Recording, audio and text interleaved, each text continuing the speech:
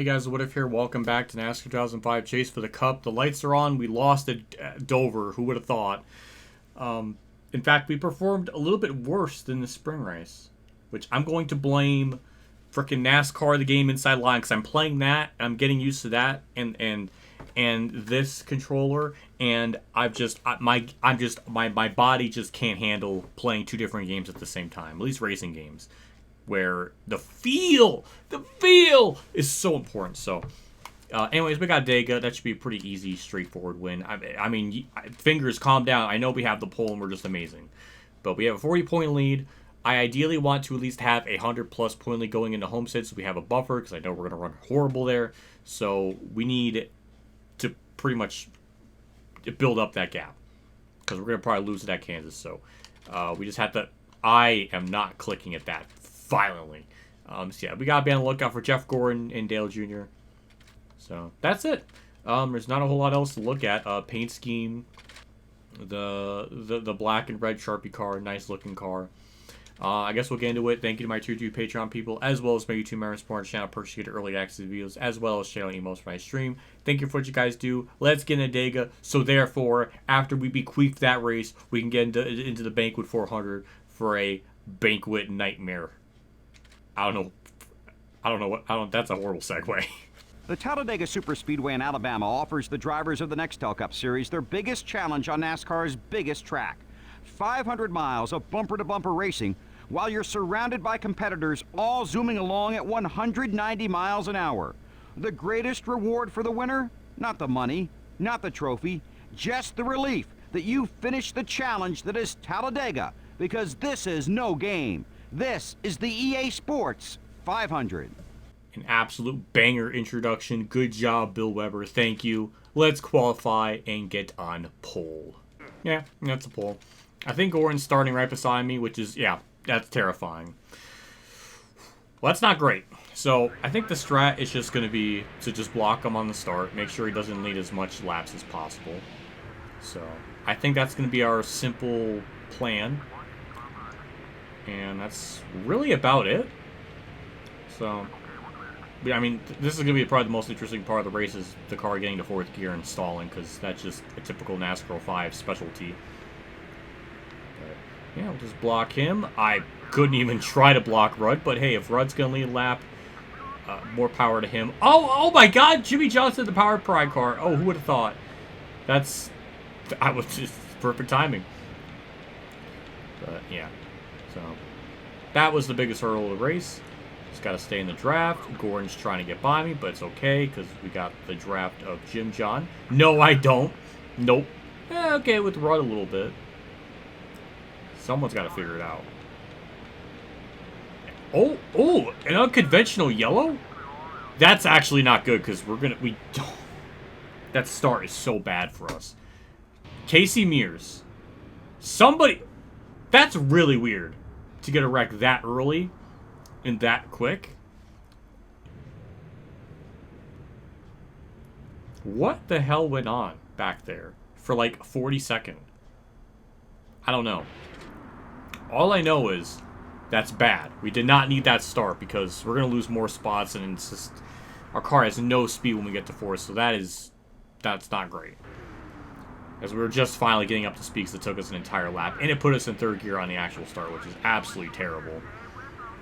So, thankfully Gordon's not leading these laps. It's Ricky Rudd, so that's good at least. But I'm not going to be able to do anything with this, though, because he's on the bottom. We can't even try to make a run. So, yeah, there we go. Fourth gear. And,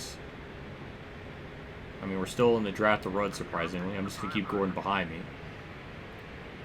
And, well, that surprisingly wasn't as bad as the first start, so weirdly enough. But Rudd has, like, half a second lead, though we should be able to run him down. At least I freaking hope so. Gordon's off the track trying to make a pass. Still trying to make the pass off the track. I don't think that's an ideal strat, Mr. Gordon, but he's about to be done with his championship very quickly. He's going to continue to do stupid shit like that. But then again, he did win this championship. In real life, it was like full season points for him, so... Games being very strangely realistic. I don't know, but we cop to Rudd. Go down low, make the pass. Should be very simple, very straightforward. Me and Rudd fitting, we're gonna race each other here, considering we've had beef for like the Thunder 04 live stream series, like Thunder 02, 03, and 04 even. Like, Rudd's just been a proponent of rivalry. And now, okay, now we're in the lead, we're good. And we're just gonna chill.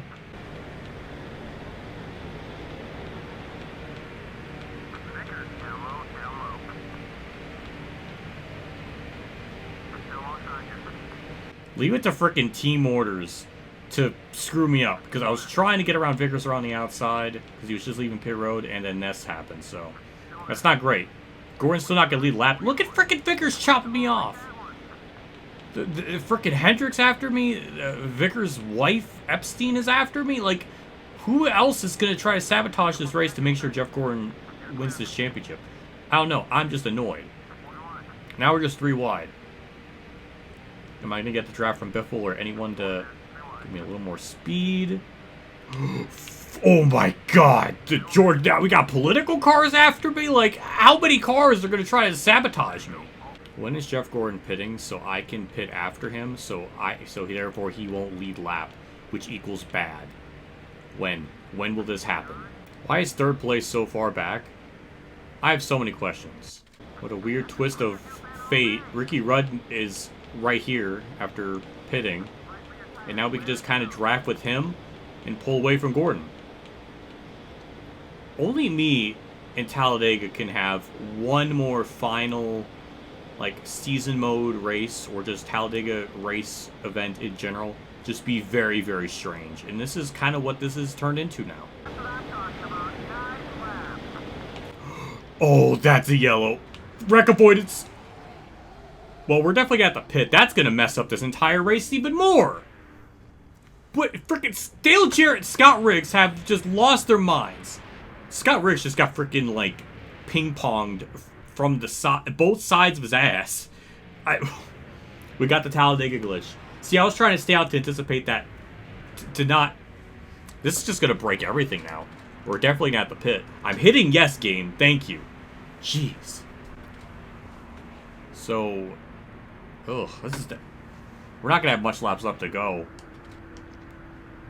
I don't know if we can get up there with how bad this car is on the start. We're going to have to frickin' Dale Earnhardt this, essentially.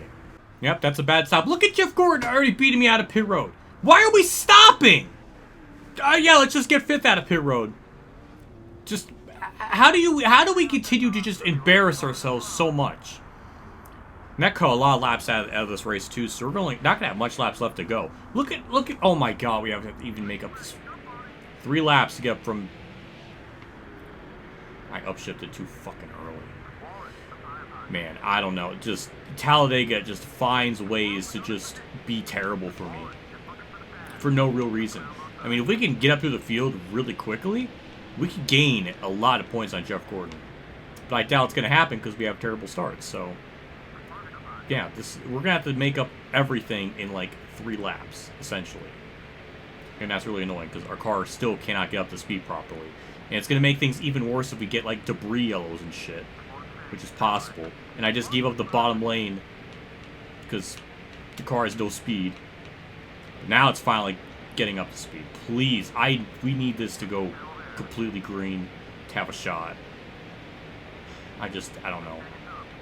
I really thought this was just going to be a very simple, quick race. You know, you throw in can. This might be just its own video just because of how weird it's gotten. The spring race was kind of the same way, except this just has like an extra layer to it. I shouldn't have even tried making the pass up on the outside. But yeah, we're going to literally have to Dale Earnhardt this. Go from 18th to 1st in like 3 laps. We need to get a little bit closer to that main pack, though. I don't think we're close enough. I don't feel comfortable enough. Dale Jr. is going to win this just like he did in real life. How adorable.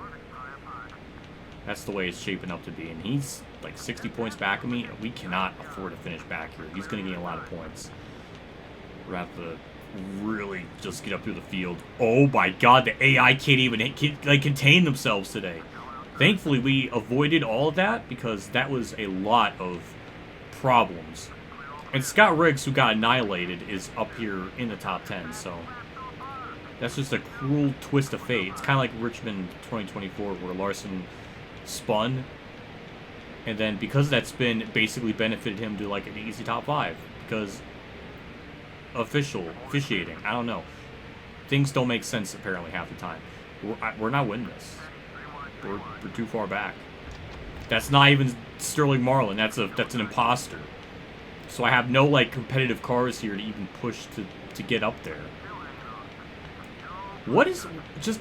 It just never ceases to amaze me how this game just continues to just throw me weird shit.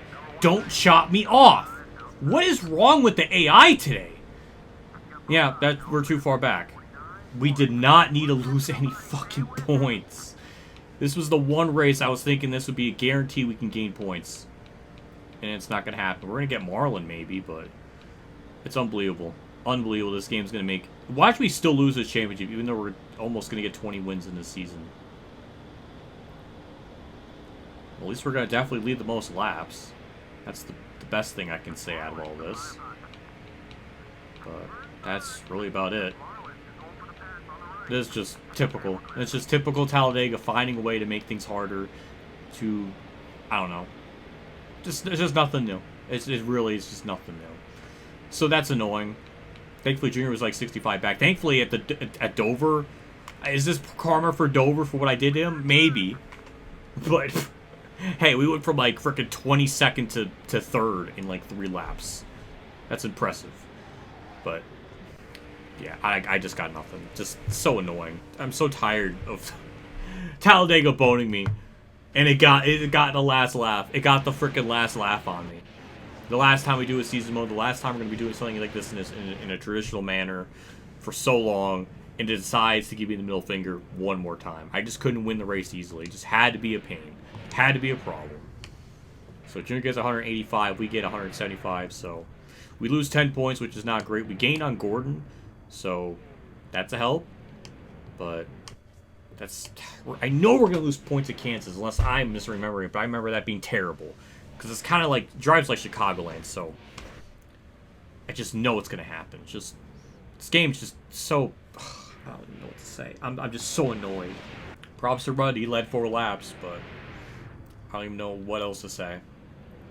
I'm just annoyed. I'm just, what else can I say? Other than it was just pure, obnoxious annoyance. Terry Labonte got top 10 too, and Bobby Labonte got 6. When was the last time the Labonte brothers got top 10? Definitely before 2004. Or after. Yeah, definitely before that. I don't know. I'm done. Let's get out of here. We're going to have to make up all the points we lost at Lowe's, at Martinsville, Atlanta, Phoenix, I don't know, but Darlington. I mean, we're going to have to just win out these next couple races, just bank up these points, because I just saw it's kind of hard to gain points. So yeah, Junior's 45 back, so technically after all that we may have gained 5 points because Gordon was originally 40, so I guess after all that we do gain 5 points, but Gordon drops back a little bit. Jimmy's up to 3rd. He did finish ahead of me. Kane's up to, maybe he's still in 6th, I don't know. But we're kind of starting to see who our championship competitors are, and I think it's kind of 7th on up still kind of have a shot, so I'm not really counting. I guess technically all of them are mathematically a bit like eligible, but I'm just assuming, you know, the top 7 kind of are within that range. I don't know. I don't even know what to say with that. That was just freaking weird. Everything about that race was weird. Is this a normal... can we end it? Can we not? I don't know what to do. This is just weird. I'm just going to act like it's over, so let's just wrap things up. Bonus race time? I wasn't expecting that when I practiced, but apparently this track is easy. I don't understand anything. I swear the PS2 version is way harder than this. Or maybe just the controller makes it easier. I don't really know. Maybe the tire pressure adjustments. I have no idea. Let's get into it so we can be baffled together. And I don't have to explain it. You can just see it for yourself. Once a year, the Nextel Cup Series makes the journey to Kansas City. This is a true sports city where fans from Kansas and Missouri brag about their ball teams and their barbecue. Today, they have come to the speedy and sparkling Kansas Speedway to brag about their favorite drivers and their championship chances. Today, somebody may have to eat their words after the Banquet 400, presented by EA Sports. I see what he did there. Eat your words, Banquet. That's funny. So car set up, tire pressure is set to 18, the wedge half a round down. That seemed to work out pretty good, though. We have a lot of concern because Gordon Jr., front row, that's scary. We're going to hope that my practice runs translate into into the actual recording because we're going to need that today because they are very quick. So, yeah, let's just get pole as usual. That should be a pole. I mean, we always get on the first lap anyways. And it is 30.4. That is, I think, that's a promising interval. So let's just build up a gap. Try hard as much as possible. Build up that gap because pit crew, I'm sure, are going to mess things up. So we definitely, absolutely, positively need that buffer. So I'm going to put on some banger lap times. That was actually kind of a slow start for us. But other than that, this should be pretty set sailing. This should be set sailing. We should be set sailing from here. I can't talk. I'm really tired. Just starting halfway into the fuel run because we're pitting on lap 16. Have about a 2-second lead. Things are looking promising. I think when I was practicing, I was able to get around 2.3 or 2.5. So we're just about there. The fall off isn't as extreme, so I think the tire pressures are doing something. I don't know if just the 18 psi just makes the car just not wear as much as compared to 20. I don't really understand the science behind it, but we're looking really good right now. It just hit under 2 seconds, or just at 2 seconds, so we lost a little bit of time. We only have to pit in 2 more laps. We'll probably continue to lose more time, but it's not dropping off dramatically, so that's nice. It's just unfortunate that a race that I was hyping up to be an absolute disaster is not that. So I don't know how to feel about this. This makes me feel like I'm a goddamn liar. Saw Dale Jr. go down pit road, so he is doing an undercut. That's scary. All I can hope for is the pit crew to just do the bare minimum, and we should be okay. At least I hope so. Alright, this is the big deciding point. We have well over a second plus lead. Pit road's very narrow here. But just gotta get to 70. Perfect.